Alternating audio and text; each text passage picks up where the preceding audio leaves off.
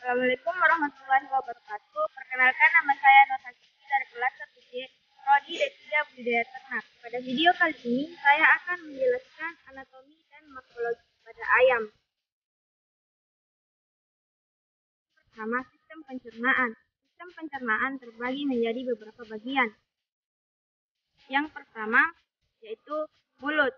Mulut pada ayam dinamakan dengan paru. Di dalam mulut ditemukan adanya lidah yang berfungsi memudahkan penelanan makanan ke dalam sistem pencernaan selanjutnya. Kedua yaitu kerongkongan atau esofagus, merupakan saluran memanjang yang berbentuk seperti pipa. Esofagus berguna untuk meneruskan makanan menuju tomblok. Yang ketiga itu tomblok, merupakan tempat penyimpanan makanan sementara. Yang keempat, proventriculus, yaitu suatu pelebaran dari esofagus sebelum berhubungan dengan verticulus. Di dalam proventriculus terjadi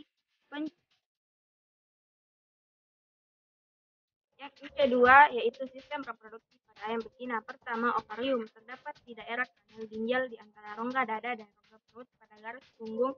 Sebagai penghasil, ovum terdiri dari kurang lebih 1.500 molekul yang menempel pada permukaan ovarium dengan perantara tangkai yang tertanam di dalam jaringan ikat yang berpembuluh darah dalam ovarium. Yang kedua yaitu oviduk, merupakan saluran yang menghubungkan ovarium dengan vagina dan berakhir di kloaka. Fungsi dari oviduk yaitu sebagai saluran bagi spermatozoa menuju ke ovum untuk fertilisasi. 3. Infundibulum, merupakan bagian paling teranial atau depan dan teratas dari oviduk dengan panjang 9 cm, berfungsi sebagai tempat ovulasi, fertilisasi, dan pemasangan ovum. Yang keempat, magnum, merupakan saluran lanjut dari oviduk terpanjang sekitar 33 cm. Magnum berfungsi untuk proses perkembangan telur, tempat disekresikan argumen telur, serta menghasilkan albumin sehingga memiliki dinding yang tebal dan berlipat. Yang kelima, isthmus. Isthmus memiliki panjang 10 cm dengan diameter yang lebih kecil daripada magnum. Bisa disebut dengan penyempitan isthmus. Berfungsi sebagai tempat terbentuknya membran sel atau selaput serabang lunak.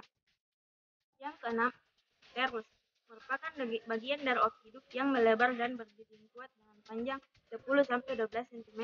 Uterus berfungsi sebagai tempat perkembangan telur paling lama sekitar 18-20 jam. Yang ketujuh, vagina, merupakan bagian paling belakang dari oviduk dengan panjang 12 cm. Vagina diakhiri dengan adanya bentuk kloaka di bagian akhir saluran reproduksi.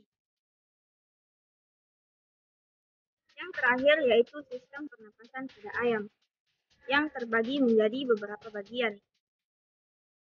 Yang pertama yaitu lubang hidung atau organelles, adalah awal dari saluran pernapasan ayam. Lubang hidung berfungsi mengambil udara untuk bernafas.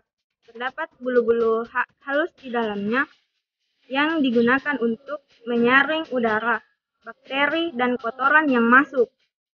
Yang kedua, laring adalah organ yang paling dekat dengan trakea. Fungsi dari laring antara lain mencegah masuknya benda asing ke dalam laring, jalan masuk udara selama inspirasi, membantu dalam proses menelan, serta mengatur suara. Kemudian, udara akan disalurkan ke organ trakea berupa pipa yang terdiri dari cincin tulang rawan. Trakea memiliki fungsi menyatukan udara ke bronkus yang diteruskan ke paru-paru. Pada pangkal trakea terdapat sirip sebelum mencabang menjadi bronkus kanan dan bronkus kiri. Bronkus memiliki fungsi ganda yang memastikan kualitas udara yang masuk serta memastikan bakteri pembawa penyakit yang masuk. Yang ketiga yaitu paru-paru atau pulma, yang terdapat di belakang jantung ayam dan dilindungi tulang yang membungkus sapi. Paru-paru, fungsi paru-paru ayam sama dengan paru-paru pada umumnya, yaitu tempat pertukaran oksigen dan karbon dioksida. 4. Kantong udara, berfungsi untuk mempertahankan volume udara yang konstan pada paru-paru dan menggerakkan udara selama respirasi dan ekspirasi. Itulah tadi penjelasan singkat dari saya tentang anatomi dan morfologi pada ayam. Sekian dan